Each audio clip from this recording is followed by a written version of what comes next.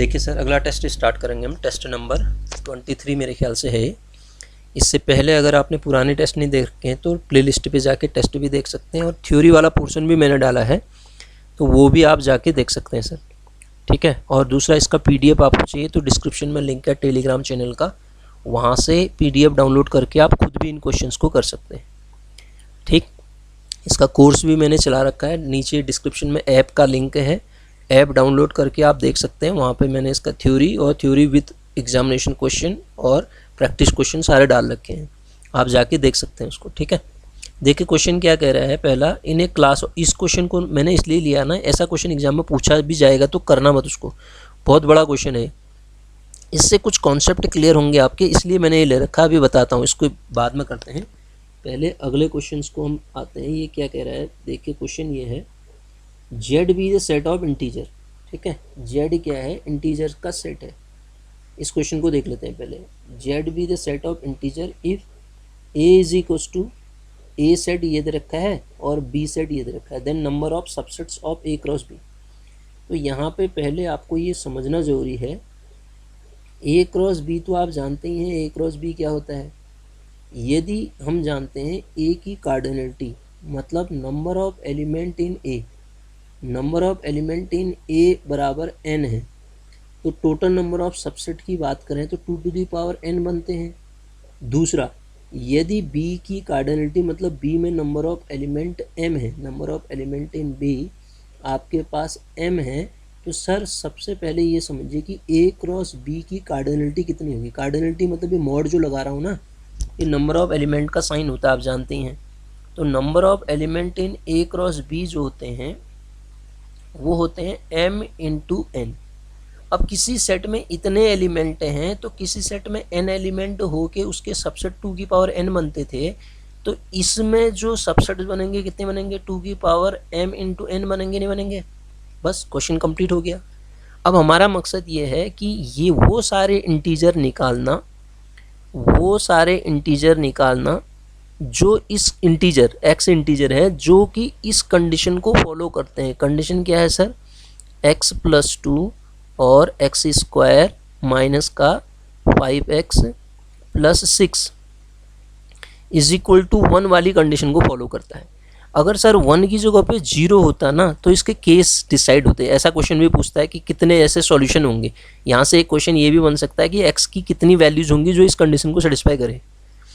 ठीक है। तो वो खुद ही क्वेश्चन होता है अपने आप में। यहाँ 0 होता तो केस बनाता मैं, लेकिन 0 है नहीं, तो ऐसा integer 2 to the power 0 type का होगा। 1 बराबर 2 टू दी पावर 0 लिखूंगा, तो इसका मतलब x प्लस 2 और X square minus 5x plus 6 is equal to 0 आ जाएगा यहाँ से। तो यहाँ से x की वैल्यू आप जानते हैं, एक तो -2 आएगा, दूसरा इसको स्प्लिट कीजिए कितना आएगा, -2 -3 में स्प्लिट करूँगा तो माइनस माइनस है दोनों, तो प्लस आ जाएंगे। तो x की अन्य दो वैल्यू क्या आ जाएंगी, 2 और 3 आ जाएंगे। ये बात समझ रहे हैं आप, x की अन्य दो वैल्यू ये आ जाएंगी। तो ए सेट के मेरे पास एलिमेंट मिले सर, वो क्या क्या मिले, -2, 2, 3। इसी प्रकार b में निकालता हूँ अब मैं, वो सारे x b के अंदर हैं जो इस कंडीशन को फॉलो करते हैं। -3 less than 2x minus 1 less than 9 वाली कंडीशन को फॉलो कर रहे हैं। तो यहाँ से पहला काम तो मैं करता हूँ कि 2x निकाल लेता हूँ, यह आ जाएगा, 1 जुड़ जाएगा यहाँ तो ये 10 हो जाएगा, 1 यहाँ भी जुड़ेगा तो ये -2 हो जाएगा। फिर x निकाल लेता हूँ डिवाइड करके, तो -1 आ जाएगा और ये 5 आ जाएगा। तो x माइनस ऐसे इंटीजर जो 1 और -1 और 5 के बीच में है, कौन कौन है, एक तो 0 है, 1 है, 2 है, 3 है और 4 है। कितने आए, ये 5 आए ना, 1 2 3 4 5, बी सेट ये आ गया। इसमें 5 आ रहे हैं, इसमें 3 आ रहे हैं, तो इसका मतलब n का मान तो कितना है, 3 है, m का मान कितना है, 5 है। तो फॉर्मूला ये है आपके सामने, 2 टू दी पावर 3 इंटू 5 करोगे तो 2 टू दी पावर 15। कोई ऑप्शन है, yes, option 3 is right option. तो इसका आंसर क्या हो जाएगा, ये हो जाएगा सर। ठीक है। अब आप देखिए अगला क्वेश्चन पे आते हैं। अगला क्वेश्चन क्या कह रहा है, ये अच्छा क्वेश्चन है सर। देखिए अब इस क्वेश्चन में आपको क्वाड्रेटिक इक्वेशन की थ्योरी पहले से कंप्लीट पता हो, मैं उसके डिटेल में नहीं जाऊंगा, मैं सीधे क्वेश्चन को कराऊंगा। क्वाड्रेटिक इक्वेशन में कंसेप्ट क्या होते हैं वो आपको पता होने चाहिए। If both the root of quadratic equation are real and distinct, तो रियल डिस्टिंक्ट होने की कंडीशन क्या क्या होती है? अगर रियल और डिस्टिंक्ट के लिए आपने थ्योरी पढ़ी है तो पहली बात तो रियल और डिस्टिंक्ट होने के लिए d ग्रेटर देन 0 होता है, और d ग्रेटर देन 0 होगा तो, और दूसरा इस इंटरवल में रूट लाई कर रहे हैं तो इस पे फंक्शन की वैल्यू 1 पे फंक्शन की value greater than equal than 0 आती है, और 5 पे भी फंक्शन की वैल्यू क्या होगी? ग्रेटर इक्वल देन 0 आएगी। और तीसरी कंडीशन डिस्टिंक्ट रियल रूट होने के लिए -b/2a जो होगा इन दोनों के बीच में लाई करेगा। -b/2a, -b/2a क्या होता है? अब आप देखिए, -b/2a निकालते हैं तो ये सर थ्योरी पे नहीं जा रहा हूँ मैं सीधे क्वेश्चन बता रहा हूँ इसका। देखिएगा, अगर आपकी थ्योरी क्लियर है तो ये क्वेश्चन समझ में आ जाएगा, अगर थ्योरी क्लियर नहीं है तो ज़रा दिक्कत करेगा। देखिए, सबसे पहली बात, डिस्टिंक्ट रियल रूट होने के लिए पहली कंडीशन मेरे पास होगी d ग्रेटर देन 0 होगा सर, और दूसरी जो कंडीशन मेरे पास होगी वो होगी जो ये जिनके बीच में रूट लाई कर रहे हैं ग्रेटर इक्वल देन 0 होगा, दूसरा f5 ग्रेटर इक्वल देन 0 होगा। ये होना चाहिए आपको पता, ठीक है? f1 और f5 दिया है ना इसने, 1 और 5 के बीच में लाई कर रहे हैं, करा ना, इस इंटरवल में लाई कर रहे हैं। और तीसरी कंडीशन इसमें जो होगी आपके पास, तीसरी कंडीशन आई ना, पहली कंडीशन तो d ग्रेटर देन 0 हो गया, दूसरी कंडीशन हमारे पास क्या होगी? f1 ग्रेटर इक्वल देन 0, तीसरी कंडीशन ये आई, और चौथी कंडीशन जो होती है हमारे पास आपका 1 less than -b/2a less than 5, क्योंकि रूट इनके बीच में लाई कर रहा है। ये कंडीशन आपको पता है तो क्वेश्चन में कोई दिक्कत नहीं है। If both the root of quadratic equation are real and distinct कह रहा है, तो पहली कंडीशन लगाओ। डिस्क्रिमिनेंट क्या होता है? b² - 4ac। b² का मतलब क्या है? x में क्वाड्रेटिक है तो m² - 16 ग्रेटर देन 0। जैसे ही ये ग्रेटर देन 0 आएगा, आप इसको तो मुझे समझाने की ज़रूरत नहीं है। आपका m किस में बिलोंग करेगा? आपका m belongs to minus inequality का क्वेश्चन है ये वाला क्वेश्चन, ये वाला पार्ट। हाँ, ये वाला पार्ट इनइक्वलिटी का बन गया। इनइक्वलिटी भी आपकी क्लियर हो जाएगी यहाँ से। -4 और यूनियन 4 टू इन्फिनिटी। मैंने इनइक्वलिटी वाला एक डाल रखा है, लेक्चर शायद 16वां-17वां हो, उसको देखिए, वहाँ से ये चीज़ कैसे हो रही है वो भी समझ में आ जाएगी, अगर नहीं पढ़ा है तो। वैसे पढ़ा होगा आपने। पहली कंडीशन ये मिली सर। हाँ, दूसरी condition f1 greater equal than 0 होना चाहिए सर। f1 का मतलब क्या आएगा? देखिए, 1 मतलब 1 + 4 5 माइनस m जो होना चाहिए ग्रेटर इक्वल देन 0। तो यहाँ से जब आप m की वैल्यू निकालोगे, m कहाँ बिलोंग करेगा? ग्रेटर इक्वल देन 0 मतलब लेस देन इक्वल टू आ जाएगा ना। इसको आप जब सॉल्व करोगे ना, m - 5 less than equal to 0 हो जाएगा। इसका मतलब m is less than equal to 5 आ जाएगा। तो m -∞ पे तो ओपन होता है, 5 पे क्लोज्ड होगा। ठीक है सर, ये वाला पार्ट भी इनइक्वलिटी का है। तीसरी जो कंडीशन है, पहली कंडीशन मेरी ये मिली, दूसरी कंडीशन ये मिली, तीसरी जो कंडीशन है सर 5 रखता हूँ तो कितना आएगा? 5 5 5 25 4 29 29 माइनस का 5m आएगा ना, 29 माइनस का 5m। तो ये भी वही चीज़ होगी। m बिलोंग्स टू, इसी को सॉल्व करो, m बिलोंग्स टू कहाँ आ जाएगा? -∞ से लेके क्या आएगा? ये 29/5 ही आएगा शायद, देखो तो। जी सर, ये आएगा। अब जो चौथी कंडीशन है सर उसको देखते हैं। तो 1 लेस देन -b/ मतलब कौन, ये b कौन है? ये b है sir ax² plus bx plus c वाला इक्वस टू 0। ये होती है ना क्वाड्रेटिक इक्वेशन। -b/2a ना, -b/2a इन दोनों के बीच में लाई करेगा। -b/2a मतलब 1, क्योंकि रूट इनके बीच में लाई कर रहे हैं ना। b कितना है? b की वैल्यू बताइए, m है ना, माइनस साइन लग जाएगा तो प्लस आ जाएगा। m/2 दिस इज a1 है ना, इसमें देखो a1 है और 5 के बीच में लाई करेगा। तो यहाँ से m का मान जो आ जाएगा, इसको यहाँ ले आओ, m बिलोंग्स टू 2 और 10। अब सर देखो, जो इन तीनों कंडीशन को फुलफिल करे वो इस ऑप्शन में कौन सा है? 2 भी इंक्लूड है, 2 से 10 और ये 5 से लेके, अगर आप पिक्चर बना लो, देखो इसको और समझने के लिए ठीक है, आप पिक्चर बनाते हो तो पिक्चर से और क्लियर होने की संभावना है। आप जब पिक्चर बनाएंगे, आपके पास पहले रीजन में क्या है, माइनस इनफाइनाइट से 5 तक है, यहाँ कहीं 5 है, 5 से आगे भी हम गए हैं 10 तक, ठीक है, ये 5 है। पहले वाले में आपका रीजन तो माइनस इन्फिनिटी से लेके 5 तक है। दूसरे वाले में क्या है, तो 5, इसको निकालेंगे माइनस इनफाइनाइट से 4 पॉइंट आएगा शायद ना यहाँ आएगा, वो वाला पॉइंट क्या आएगा, ये आएगा, ये 29/5 मेरे ख्याल से यहीं आएगा, ठीक है, निकाल के देखो 29/5। और तीसरे वाले में क्या है, 2 से लेके 2 यहाँ कहीं होगा, 2 से लेके 10। अब देखो इन सब का जो कॉमन सॉल्यूशन है वो ऑप्शन के अकॉर्डिंग कौन सा होगा। ऑप्शन के अकॉर्डिंग पहले में जाते हैं 4 क्लोज्ड इंटरवल 4 to 5, 4 to 5 तो इसमें है, यस ये तो है। 3 से लेके 4, 3 से लेके 4 भी इंक्लूड है, 5 से लेके ओपन इंटरवल 5 नहीं, ओपन नहीं, 5 पे तो क्लोज्ड है। 3 और 4 ये भी गलत हो गया, ये भी गलत हो गया, देखो ओपन कह रहा ना, ये ओपन कह दिया, ये भी गलत, ये भी गलत, ये भी गलत, क्योंकि ओपन डाल रखा है ना, तो अपने आप ही ये ऑप्शन क्लियर हो गया। वैसे भी देख सकते हैं आप, ठीक है, तो इसका आंसर क्या आ जाएगा, ये आ जाएगा सर, ठीक है। क्वेश्चन अच्छा लेवल का था ये। अगला क्वेश्चन देखिए, number of all possible positive integral value, ये भी अच्छा क्वेश्चन है।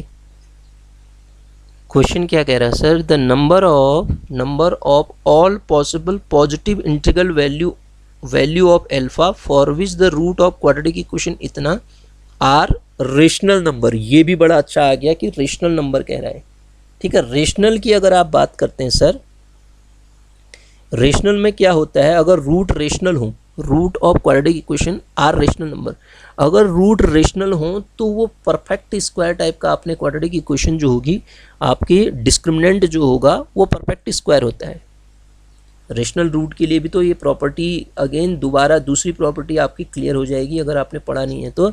रेशनल रूट है अगर अल्फा बीटा, मतलब क्वाड्रेटिक इक्वेशन है तो अल्फा बीटा होंगे, अल्फा बीटा अगर रेशनल हैं तो आप जानते हैं डिस्क्रिमिनेंट जो होगा वो क्या होगा, परफेक्ट स्क्वायर होगा। डिस्क्रिमिनेंट कुछ ऐसा होगा, लैम्डा स्क्वायर टाइप का परफेक्ट स्क्वायर होगा। बस हमारा क्वेश्चन बन गया। इक्वेशन क्या है, 6x square minus 11x plus alpha is equal to 0 है। तो सर यहाँ से आप देखिए डी स्क्वायर नहीं, डी परफेक्ट स्क्वायर होगा ना, डिस्क्रिमिनेंट।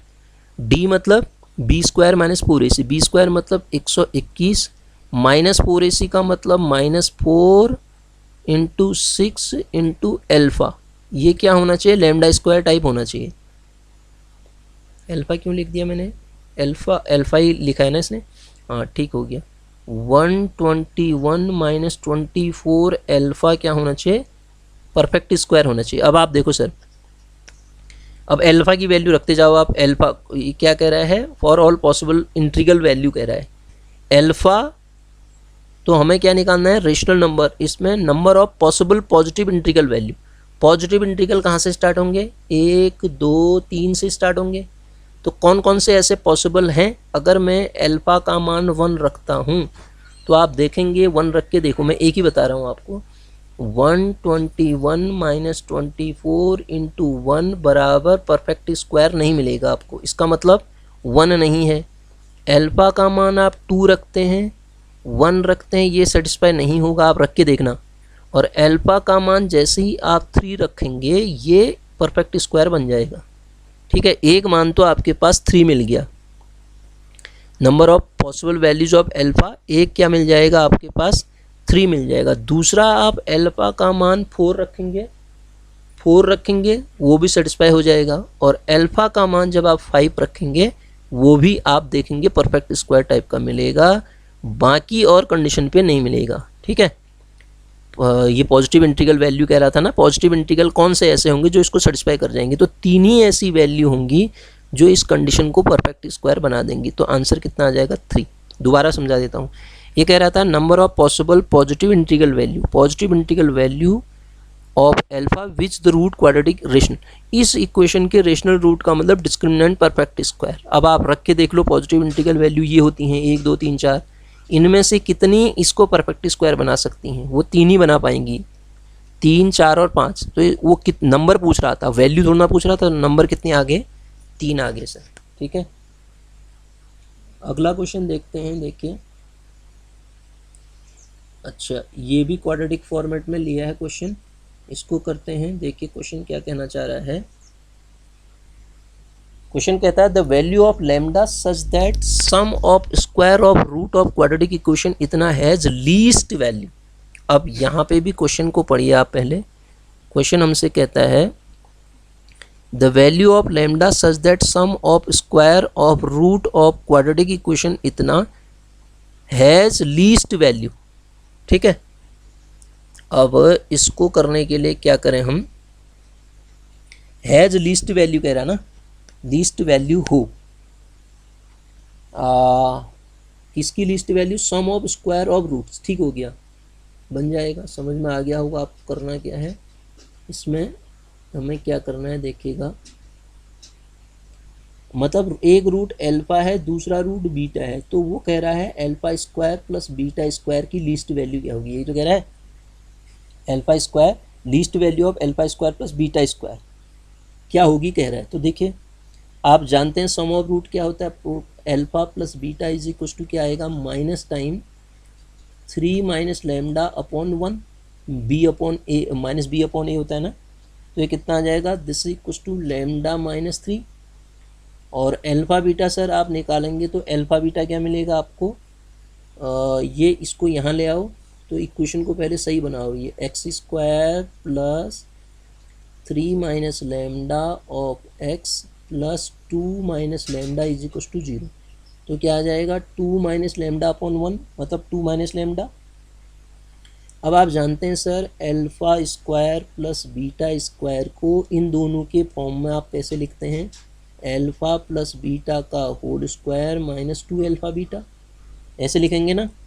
तो यहाँ से आप निकालेंगे लैम्डा माइनस 3 का whole square minus 2 time 2 minus lambda, ये मिलेगा। अब आप इसको सॉल्व करो, तो इसको आप सॉल्व करेंगे तो ये बनेगा लैम्डा स्क्वायर प्लस का 9 माइनस का 6 लैम्डा माइनस का 4 प्लस का 2 लैम्डा। इसका मतलब सर ये बना लैम्डा स्क्वायर माइनस का 4 लैम्डा, लैम्डा स्क्वायर माइनस का 4 लैम्डा, और फिर क्या बन रहा है? प्लस का 5, प्लस का 5 मतलब प्लस का 4 प्लस का 1 कर दें इसको।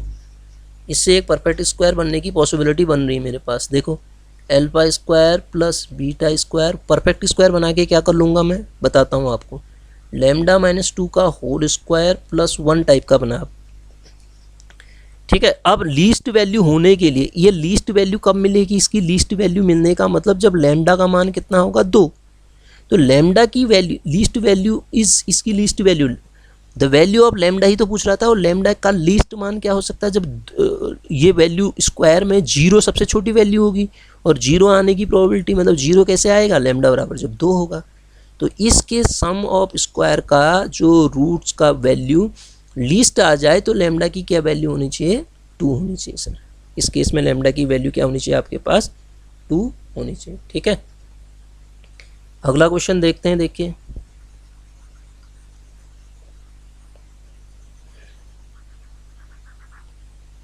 अगला क्वेश्चन क्या कह रहा है, ये भी आसान सा क्वेश्चन है। देखिए कहता है if one root of quadratic equation इतना is cubic of the other root then the value of K is. ठीक है, then the value of K is करते हैं इसको। देखिएगा, देखिए सर इसमें कुछ क्वेश्चन छूट सकते हैं मैं, क्योंकि ये कितने हैं अभी और जितने हो सकते हैं, ये ज़रा सा प्रॉब्लम कर रहा ना इसका लाइट जाने वाली, मतलब लैपटॉप में। तो अगर हो जाता है तो बढ़िया, नहीं तो फिर 10 मिनट का टाइम है इसके पास। देखते हैं, चलो फिर दूसरे उसमें कर लेंगे, नहीं तो ऐसा कोई दिक्कत नहीं। ये देखो ये क्वेश्चन क्या कह रहा है, if one root of quadratic equation 81 X square plus K X plus 256 equal to 0। One root of quadratic equation is cube of the other root. अच्छा, एक रूट मान लेते हैं अल्फ़ा है, दूसरा रूट बीटा है, तो वो कह रहा है एक अल्फ़ा है तो दूसरा क्या है, अल्फ़ा क्यूब है। ठीक है, अब आगे की कहानी देखो। देन द वैल्यू ऑफ के कह रहा है, तो यहाँ से सर आप क्या क्या निकाल सकते हैं, एक तो सम ऑफ रूट निकाल सकते हैं, एक प्रोडक्ट ऑफ रूट निकाल सकते हैं। जब प्रोडक्ट ऑफ रूट करेंगे तो अल्फ़ा टू द पावर 4 होगा, और अल्फ़ा टू द पावर 4 देखो कितना आ जाएगा, प्रोडक्ट ऑफ रूट 256/81 आएगा ना। इसका मतलब अल्फ़ा का मान यहाँ से निकल जाएगा आपके पास कितना, +-4/3 आएगा। प्लस माइनस क्यों कर रहा हूँ इस बात को आप समझ रहे होंगे।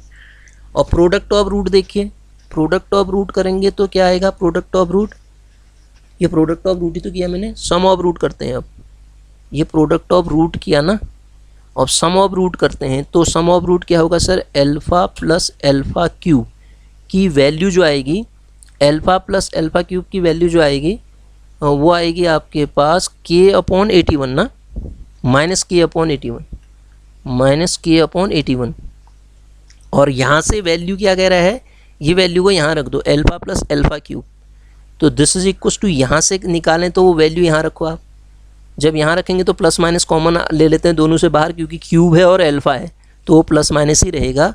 तो यहाँ रह जाएगा मेरे पास प्लस माइनस, दोनों की वैल्यू अगर रखता हूँ तो अल्फ़ा मतलब 4/3, 4 चौको 16 चौको 64/9, तो ये हो जाएगा 27 और 3 36, 100/100 कितना आएगा सर, ये 100 नीचे 27, प्लस का ही आए, प्लस माइनस दोनों आएगा। हाँ, तो इसको कंपेयर करा दो, 100/27 को -k/81 से कंपेयर करा दो आप, तो ये 3 बार कटेगा, तो ये जो k की वैल्यू आ जाएगी, यहाँ से k की वैल्यू जो आ जाएगी प्लस माइनस कितनी आ जाएगी, +-300 आ जाएगी। तो इसमें ऑप्शन में क्या दे रखा है, खाली 300 दे रखा है, तो ऑप्शन 3 इज़ करेक्ट ऑप्शन। ठीक है, तो इसमें इतना ही करेंगे हम, अगले लेक्चर में इसको पूरा करा दूंगा मैं। एक्चुअली ये ख़त्म होने वाला है इसकी लाइट, तो ये 2 क्वेश्चन जो छूटे हैं ना, एक क्वेश्चन ये है, जैसे देखिए ये क्वेश्चन ये है, सम ऑफ सॉल्यूशन ऑफ इक्वेशन, इसको आप खुद भी कर सकते हैं। इसको कैसे करेंगे मैं बता देता हूँ आपको। देखो, एक तो परफेक्ट स्क्वायर बनाइए इसको, ठीक है, परफेक्ट स्क्वायर बनेगा इसको अंदर ले जाके, फिर उसके बाद एक वो जो √x-2 टाइप का है उसको कुछ मान लीजिए, सॉल्व करके निकल आएगा। और यहाँ जो क्वेश्चन था सर, ये वाला क्वेश्चन, ये वाला, ठीक है, मैं बताऊँगा आपको आगे। इसमें 140 स्टूडेंट हैं, नंबर है इसका 1 से लेके 140 तक। ऑल इवन नंबर स्टूडेंट जो हैं मैथमेटिक्स कोर्स कंटेन करते हैं। तो इवन नंबर में ना, ये एपी का क्वेश्चन है टोटली। इवन नंबर जो 2 से 2 होगा, 4 होगा, 6 होगा, लास्ट 140 होगा। अब पहले मुझे अगर मैथमेटिक्स के लिए ए यूज़ कर लेता हूँ मैं, नंबर वो निकालना पड़ेगा मुझे। ये एपी बन रही है, देखो ए कितना है, 2 + n-1 into D, n-1 into D आपके पास कितना आएगा, 2 आएगा, बराबर लास्ट टर्म कितनी है, 140। तो इसी तरीके से जैसे मैं ये कह रहा हूँ, मैथमेटिक्स वाले वो इवन नंबर हैं। फिर दूसरा क्या कह रहा है, जो 3 से डिविजिबल हैं उसको भी बनाइए, फिर जो 5 से डिविजिबल हैं उसको भी बनाइए। उसके बाद आप क्या करेंगे, इसमें पहला कंडीशन जो होगा, पहले और दूसरे ए और बी में जो कॉमन होंगे वो निकल जाएंगे, ए इवन और 3 से डिविजिबल। फिर बी और सी में भी आप निकाल सकते हैं 3 और 5 से डिविजिबल। फिर सी और ए में जो कॉमन है वो भी निकल जाएंगे आपके पास। तो यहाँ से आपको निकालना क्या है, इसमें आपने पहले टोटल नंबर निकाल लिया, A union B union C, total number निकाल लिया। आपको जो नहीं लेते हैं कोई भी सब्जेक्ट वो निकालना है। अगर ये आपके पास आ गया तो टोटल नंबर में से जब आप इस नंबर को घटा देंगे तो आपको वो नंबर मिल जाएंगे जो कोई भी नहीं लेता है। ठीक है, आप कोशिश करिएगा एक बार, अगर आपसे हो जाए, नहीं होगा तो मैं कराऊंगा ही इसको। ठीक है सर।